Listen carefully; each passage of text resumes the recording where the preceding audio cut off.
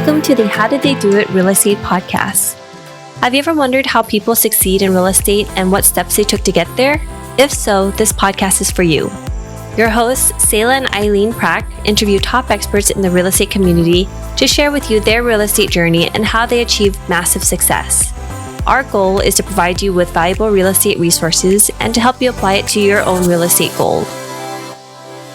Welcome, everyone, to today's episode of the How Did They Do It Real Estate Podcast. I'm your host, Eileen Prack, and today we are bringing back a fantastic guest for you, Tyler Chesser, and we are so fortunate to have been able to get to know him so well. He's a good friend, coach, mentor. He's also a high-performance real estate entrepreneur, keynote speaker. He hosts his own podcast, top 200 business podcast internationally called Elevate, and most recently, he is the father of twins, and so I'm super excited to have him back on the show. He's going to add so much value to everyone listening here today. And so I'm so grateful for you. How are you doing today, Coach Tyler? Well, Eileen, I'm doing well. And I have to tell you that you are my parenting mentor in some ways. So you helped me figure out this whole parenting thing. It was funny when I told you and Selah that we were having twins. It was really exciting to tell you. You guys were blown away. And then, of course, you were giving me tips and tricks and all these things during Katie's pregnancy. And then, of course, the babies came just a little bit early. But, you know, now they've been around for a little over 3 months. So it's been quite the whirlwind, quite the blur, you know, obviously running a business, you know, running investments and doing what we do. And then also being a father of infant twins has been quite the experience. But thank you so much for being a mentor in the parenting world, because I just really admire what you guys do as well. Oh, thank you so much. I mean, how incredible is it to bring in two little babies into this world and to be able to see them and to see how much they change, not just like on a monthly basis, but like every single day they're hitting some new milestone. It's so true. So we have a little boy and a little girl, and they're fraternal twins. And it's funny because every time I see them, you know, which sometimes is multiple times in the evening, sometimes it's, you know, at the end of the day or in the first thing in the morning. And I'll say, wow, did you grow 7 inches overnight? Or what is the deal? Because they are just growing like weeds. It's unbelievable. And our little boy is, I call him the brick. He's very heavy. He's heavy. And our little girl is very light. And it's so interesting because they're so different. But, you know, where we are right now is they're giving us some smiles and they're starting to engage with us from a facial recognition and so forth. And so that's been really rewarding. It's been quite the effort to, you know, we started, they were actually premature. They came 7 weeks early and we were in the NICU for a period of time, which was very challenging for us, but thankfully they're very healthy. We brought them home and it's been quite the experience of just kind of getting to know them and stepping into our new role as parents while also being investors, entrepreneurs. Certainly, it's changed the way we look at the world in many ways, but also in many ways, it's been something that we've prepared for. And I say we, me, my wife and I, we've prepared for many years. We've thought about, hey, how do we want to set our family up for success? What vision do we have for our family? That's one of the reasons why we're in real estate. That's one of the reasons why we do what we do and we work hard and we build a network and we condition our mind for success, is to think about, well, what lifestyle do we want to live? And it's not a lifestyle of mediocrity. It's not a lifestyle of lack. It's not a lifestyle of fear. It's a lifestyle of abundance. It's a lifestyle of excitement, adventure. And so ultimately real estate is the vehicle. And so, you know, I'm happy to talk a little bit about that, but this is kind of what we've been going through. It's been a lot of fun. This is why I love talking to you every single time, because you have so much energy, even with the lack of sleep and taking care of the two little babies at nighttime. You just come full force and you have so much energy and so much to share and offer everybody, that whoever meets you and talks to you and listens to you. So I want to ask you, you know, now that you're a father of two little ones, has your perspective on investing, life, where you want to go in life, goals, has that changed significantly now that you're a father yourself? Or has that kind of always been the case? Or how has things kind of just like fallen into place a little bit more? And this is kind of like the vision that you've seen. You know, it's interesting. I mean, I've been thinking about that sort of thought ever since you reached out and said, hey, I want to do another podcast and talk about sort of how things have changed or how maybe your strategy has changed or your outlook has changed since you become a father of twins. And I've really been thinking about that. And, you know, I wouldn't say that my strategy or outlook on sort of business has changed tremendously, because I've always been a believer in playing the long game and doing the right thing, not cutting corners, not taking advantage of people. allowing other people to win while I win. It's, I think it's business and real estate investing. It's not a zero sum game. It's not I win, you lose, or you win, I lose. It's we both win together. But I think you do have to open your gaze and your perspective to be able to explore that reality, to make that a reality. And so for me, that long-term sort of thought process has always been a part of my purview. I think maybe it's because it just feels like the right way to do business. It's almost like, hey, how would I want someone else to treat me? And, that's always been my perspective. But I guess since the twins have come in and I've, stepped into this new role as father, which is probably my most honored title, I guess, at this point in time, is to recognize that it's not all just about business. It's not all just about ambition. It's not all just about making money and cash flow and internal rate of return and depreciation and tax strategy and all these beautiful things that real estate provides to us. But it's more so about the outcome. One of the things that's amazing is, I work in sort of a hybrid type of environment. We have an office. I go into the office every now and then. A lot of times I'm working from home. And a lot of times I have the opportunity to see my children throughout the day, in between calls, in between meetings. And there's times where, I get stressed out based on, a deal negotiation. We just went through a very intense negotiation. Unfortunately, we had to do a little bit of a retrade on our current acquisition. And, it was very stressful because you don't want to do that. You really don't want to retrade deals in this marketplace or any other time. But unfortunately, we were put in a position where we thought there were quite a bit of things that were misrepresented, and we had to go through that. And unfortunately, it was a very stressful situation because we really wanted to make the deal work. We ultimately did reach an agreement, but through that whole process, it was like when I'm with my children, it's like there's so much more than just this one battle that we're fighting. We're always fighting some sort of a battle. But I think the combination of, hey, the abundance mindset, which means, hey, in any moment, I either win or I learn. No matter what, if I lose the negotiation or the deal falls apart, there's something to be learned in the long run. There's something to be gained. There's some gift to be received.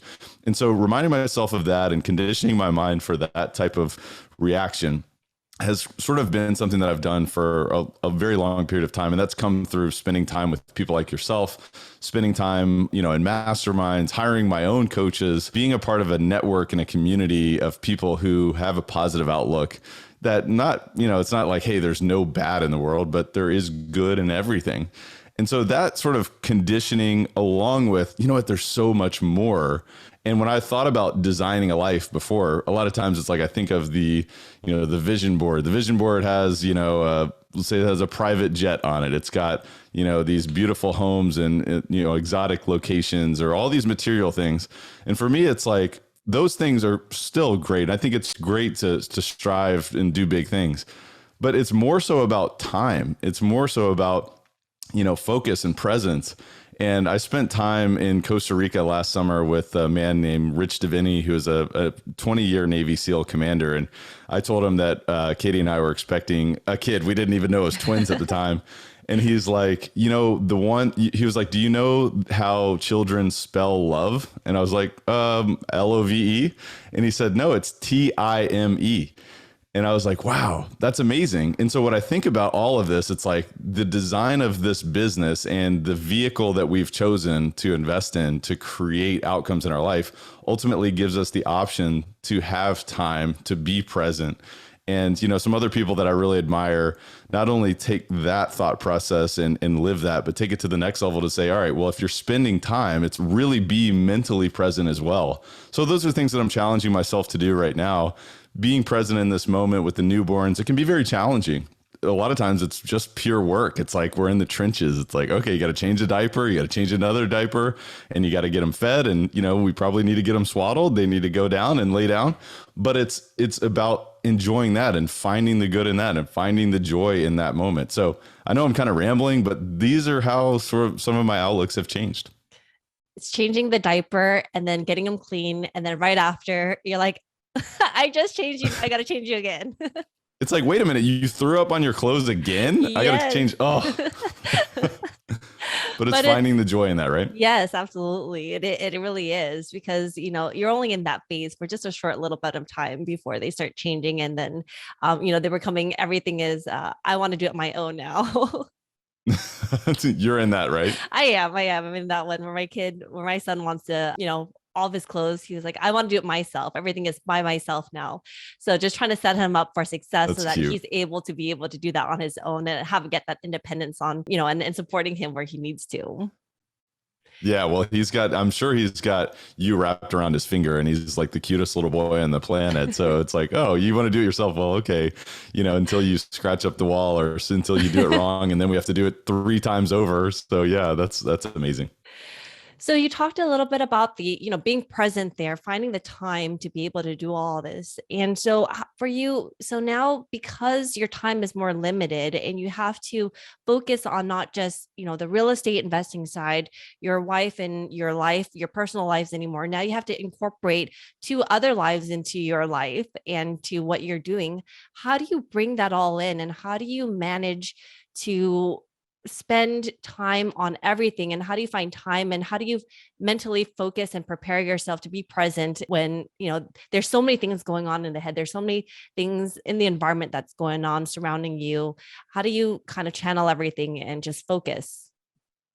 A couple things. Number one would be priorities. There's things that have had to be removed from my priority list. There's no question about it. There's only so much time in a day. And, we could definitely go down the rabbit hole of talking about time and how to manage time and how to really manage events, because I think that's really a big shift that you can make. But one of the things that I think about is, as a high performer, someone who desires to continually be even higher performing, the question is, okay, well, is it all about peak performance? Because are we always peaking, or is there something else?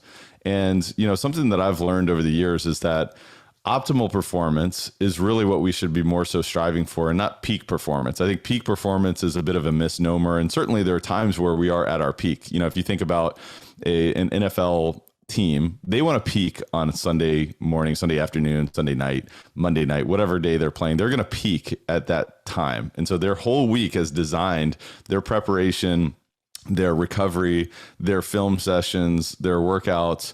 It has all come to allow them to peak at that point in time. So it's a very controlled environment. And so, of course, peak performance does come up in that sort of environment. Now, as investors, as entrepreneurs, as parents, as human beings, it's not about peaking constantly, because it's just not possible.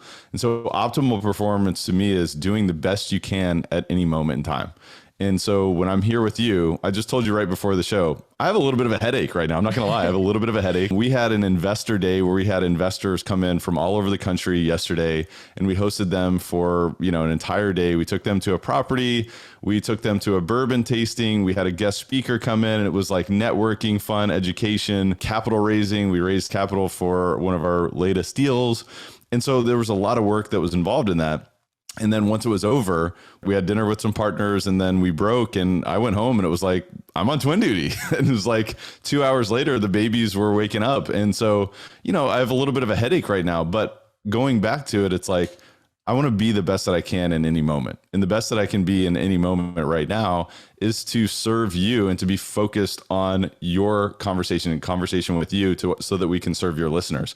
And so there is this mindset of, okay, well, yeah, there's so much going on, and I can either be the victim of that, or I can say, well, you know what? High performers are called to these type of challenges. High performers are in high demand.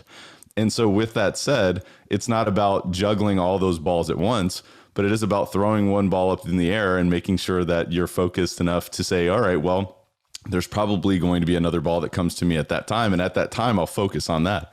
So for me, it's the optimal performance focus has been a big shift. It's definitely not perfect. There's no question about it. There's days where you feel like you want to, you feel sorry for yourself, or you feel like you're a victim, but you have to snap out of that. And I think that's something that I've been able to train myself on for many years, is to course correct. And whenever that sort of lower self voice is getting louder, it's an interesting question to say, well, how interesting, right? You and I have talked about this before. How interesting that conversation is coming up, and what else might be true, or what if the opposite were true? And so having a little sort of internal dialogue when I have a moment, when I have, a couple minutes to say, well, where did that thought come from? Why am I feeling sorry for myself right now? And is that really true? And is that serving me? A lot of times we have this internal dialogue that is not serving us at all. In fact, maybe it's even holding us back. And so if we realize, one of the things that I've realized is that we have the choice to engage in a certain belief system or dialogue, internal chatter. And so once we realize that, then we can take control. And I think as investors, this is critical because our thoughts lead to our feelings lead to our behavior, which, obviously leads to our actions and results. And so it all starts there. So recognizing that we have a choice. So these are just some of the things that I try to do. And, I can either be the victim and say, you know what, I'm just going to lay on the couch all day and boohoo and cry. And, wow, these babies are screaming. And you know what, I have so many emails and meetings and all these things I got to get to. And yeah, we've got things we need to accomplish. So I could either be the victim and just fall down throughout all that. And many of your listeners have so much on their plate as well. But the question is, what voice are you listening to and what voice are you allowing to be the loudest voice in your head? Because ultimately it's our choice. Sometimes I think though, the choice kind of gets people a little bit fearful because it's like, when you have the power in your hands, like, what do I do with it now? Right. I have the choice, but what if I make the wrong choice? What if I go down the wrong path? Or what if I'm letting the louder voice come through and not allowing the better voice, that's the positive aspect of it, coming shine through my life? So how do you kind of make sure, or how do you take hold of that power that you have the choice of it, and how do you go ahead and move forward with that? So we have two brains. One is in our head, the other is in our gut. And so we have two brains. And you think about, if we're in our head, and this is what Tony Robbins says, he's like, if you're in your head, you're dead. And yeah, if you are really overanalyzing, well, which voice is this? And am I going down the right path? Or is this the lower voice? Or is this the higher voice? Well, then we're dead. We're dead in the water. We're lost. And so we've got to follow our heart. We've got to follow our intuition. And that does come down to understanding, well, what's our state? What's our physiology look like? I mean, if we're hunched over and we haven't had a drink of water in 4 hours, well, then, more likely than not, our lower self is going to be screaming at us. And it's going to be, not feeling resourceful. It's not going to be feeling creative, inspired, and so forth. So ultimately, in my opinion, it's about listening to the more powerful brain, the more powerful intuition, which is in our gut. And that's it's a feeling. And so we have to connect to that. It takes time to connect to that. I think some of the things that I would recommend for folks who want to connect to that is understanding that it is a practice, but meditation is a powerful practice. And it truly is a practice, because it is just about listening and letting things come up and understanding what is that dialogue. A lot of times, especially with our hyper-connected world, most people are not connected with, well, what is the dialogue? And so they have these feelings, but they're not truly connected to those feelings or why they're there. And so over time, as you engage in this type of practice, you can start to feel, where is this coming from? And what thought created that feeling? And, I think that that's something important for listeners to do, but recognize that we have two brains. And if we're in our head, a lot of times we're dead. And what you mentioned earlier about the how interesting, but it's not just the saying the how interesting, but it's actually the motion of like throwing up your hands in the air or something like that you had mentioned, that kind of like really snaps you out of it and really just, looks at whatever problem that you're having in a different perspective. It's a pattern interrupt. That's all it is. And so, you can practice this. This is another practice. It's when you start to get ruminating in sort of a negative mindset, you can say, well, how interesting, and raise your hands in the air. And the more times that you do that, you're triggering your brain to say, well, where did this come from? And you start to get curious. Instead of being committed to a certain thought process or a pattern of thought, you start to get curious and say, well, what else could be true here? And there's a great book, and it's called The Art of Possibility. I have it on my bookshelf over here, but I highly recommend it. I was actually recommended it by Seth Godin, who I had on the podcast like 2 years ago. And I asked him, what are some of the books that have elevated his life? And he said The Art of Possibility. And I always think about that. It's like, if you stay curious and you ask yourself a question, how interesting, well, then you put yourself in the world of possibilities.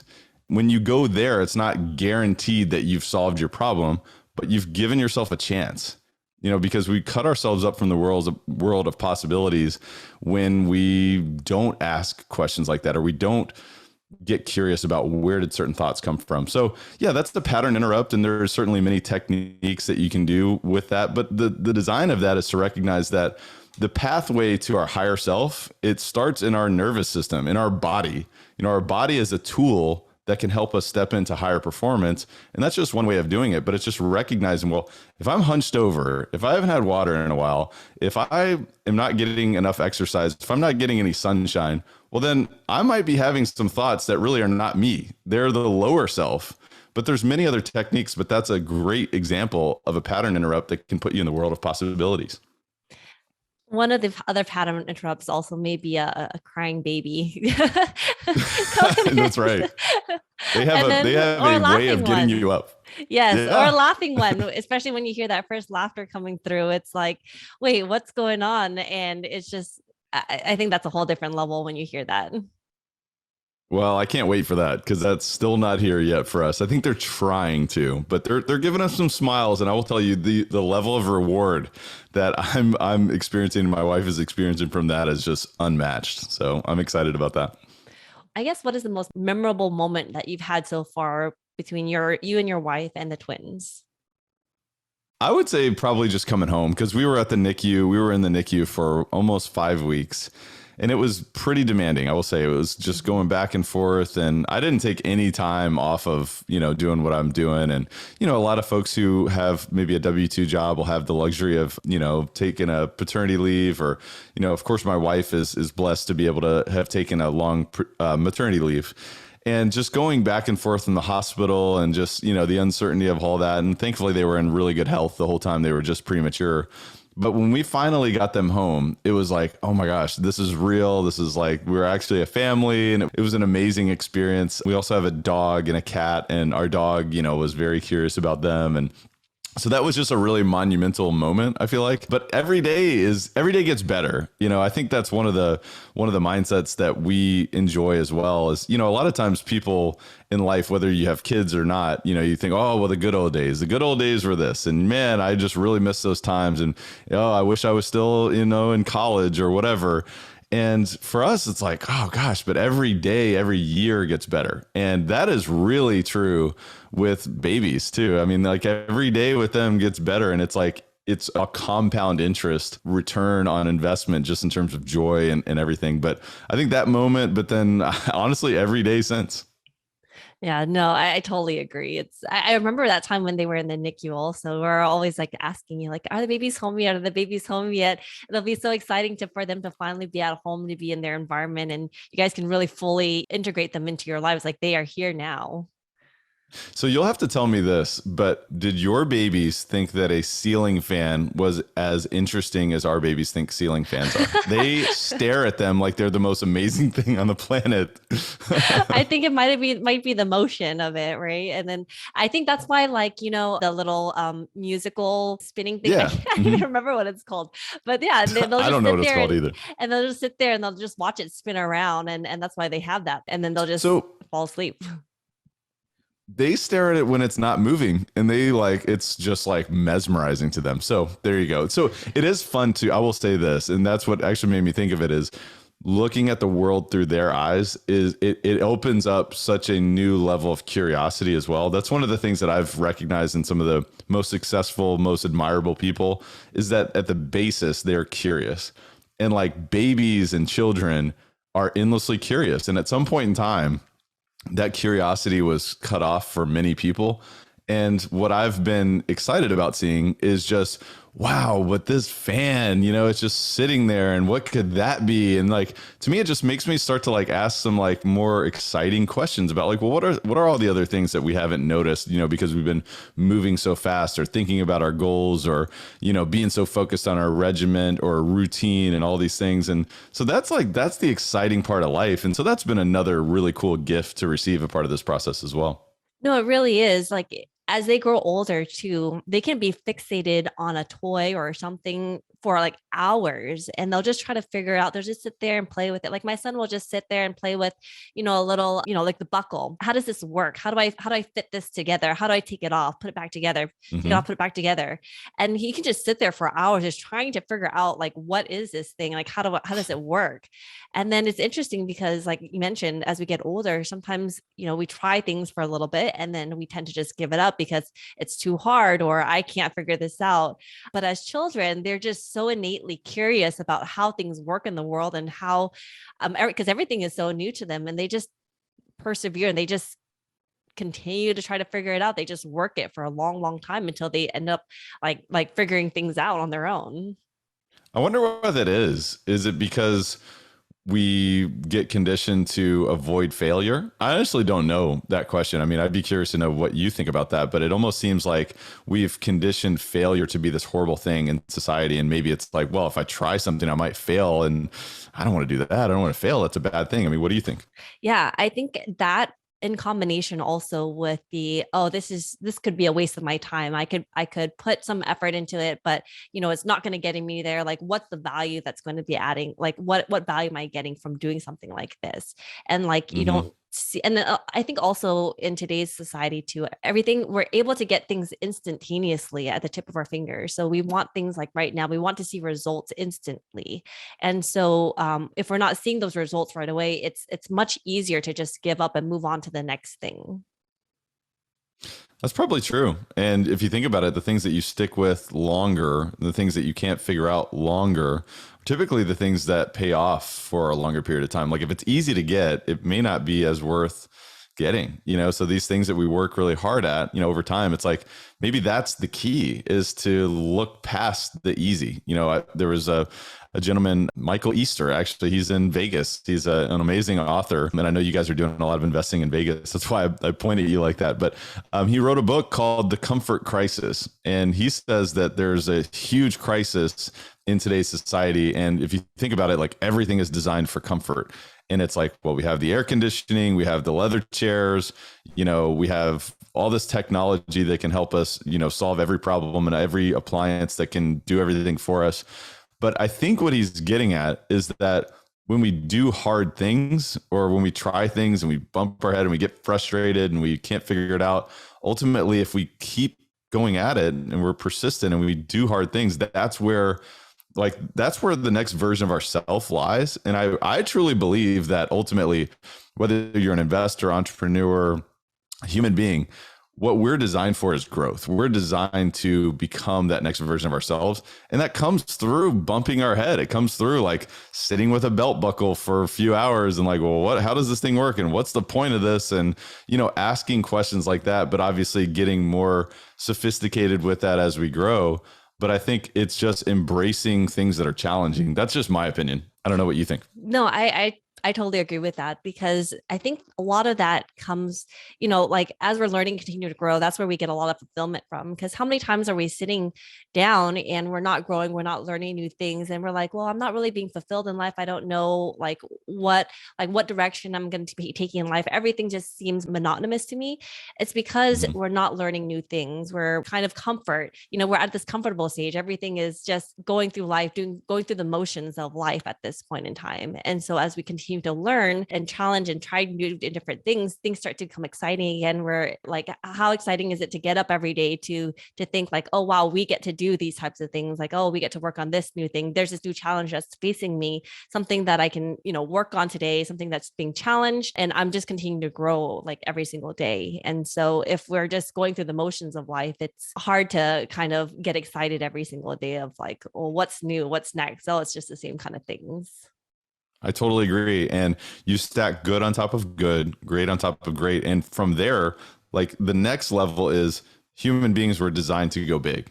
And the only way to go big is to do hard things, to do challenging things, to do things that we don't understand. I mean, I don't know about you, but I don't know if the first deal you ever did, you were like, oh yeah, I know every step from here. I know what I need to do next. I know what it's going to be like to take over. I know what it's going to be like to, to do the renovations. I know what it's going to be like to add the value. I know what it's going to be like to institute our business plan. I mean, like, no, you didn't know any of that. Yep. And Just a tip of the iceberg. maybe you knew some of it, right? But it's about being bold and being courageous and stepping into the unknown and being willing to figure it out along the way.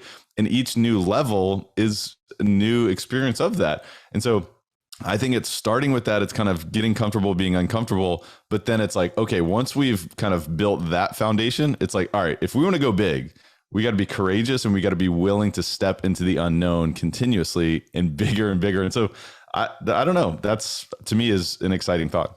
So it's interesting that you mentioned taking over apartments and all that, right? So you go under, you put in under contract. Now you've already studied and you've done a couple of different things and you kind of know the steps, but you have mentors and all that stuff along the way to kind of help you too, right? But imagine having the babies and you have the babies for, like, in your case, 5 weeks before now they hand over these two lives over to you and you take it home and you're like, well, I don't have a guidebook. Like, how, like that, how outside of your comfort zone are you at that point? That is so true. And it's funny because, of course, you know me, I read several books on this, right? I got all the books, I got them stacked up, and I got all the plans. And of course, the first plan was totally thrown out because the plan was not to deliver babies at 33 weeks. The plan was to go to, 38 because they don't let you go to 40 with twins. So that was the first, it was almost like this message from God that says, hey, dude, forget your plans, like no plans. Obviously there's rules of thumb, there's best practices and all that kind of stuff from a parenting perspective. And we surround ourselves with people like you, but it is about, I think it is about arming yourself with knowledge and being willing to be adaptable. It's very similar to being an investor. It's arm yourself with, a frame of reference and surround yourself with people you can lean on and have contingency plans, but also be willing to learn from that experience, because you learn more from the experience than you ever will studying or asking questions. It's just about kind of getting knocked down and saying, okay, well, I think I can get back up again, that is a really interesting correlation that you draw there. So, what is the most exciting thing for you coming up right now? Okay, so I'm really excited. So tomorrow is my birthday and I am going to New York. A neighbor of mine in my neighborhood, literally in the off season, he lives here, but in the regular season, he pitches for the Yankees. And so he got us tickets to the game. So we're going to go there to the game tomorrow. And then after that, we're going to the Brooklyn Nets, Boston Celtics playoff game in Brooklyn. So very excited about that trip. Actually going to see a partner up there. So, I mean, that's one thing that's in the very near immediate future that I'm excited about. We've just been working so hard. It'll be good to kind of take a breather and have some fun. Other than that, I'm just excited about life. I mean, like I said, every day is a new adventure and a new excitement. I'm excited to see how the babies change over now sort of the next 3 months, because it's been about 3 months since they were originally born, a little bit more.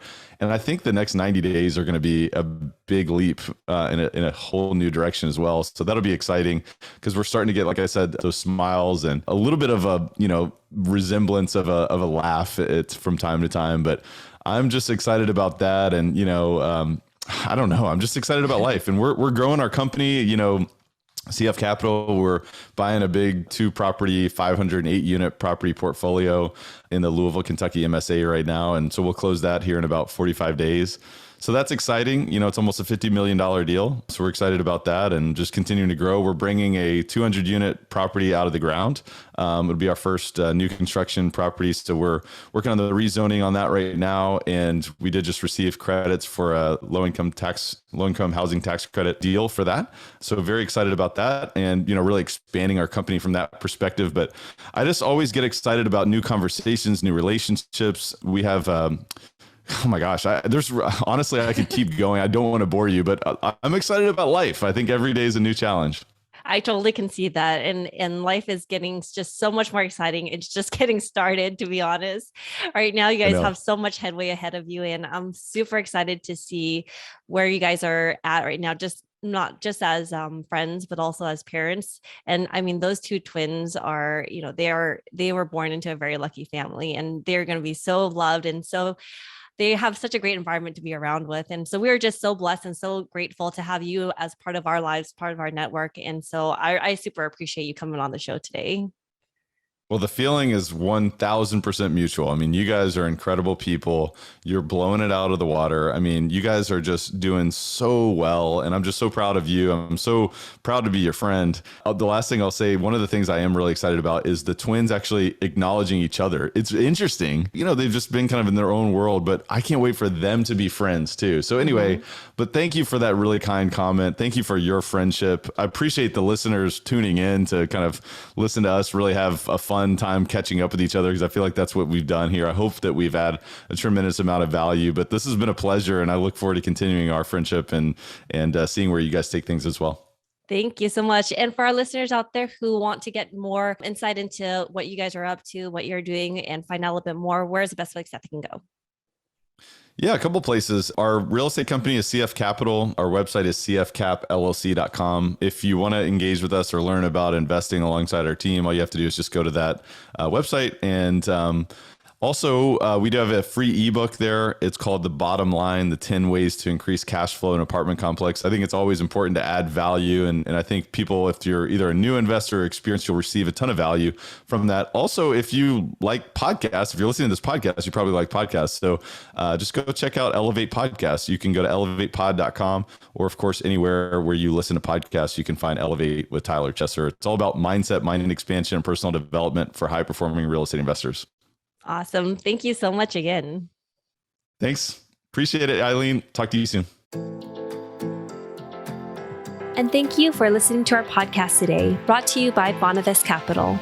We would really appreciate it if you can go to iTunes right now and leave a rating and written review.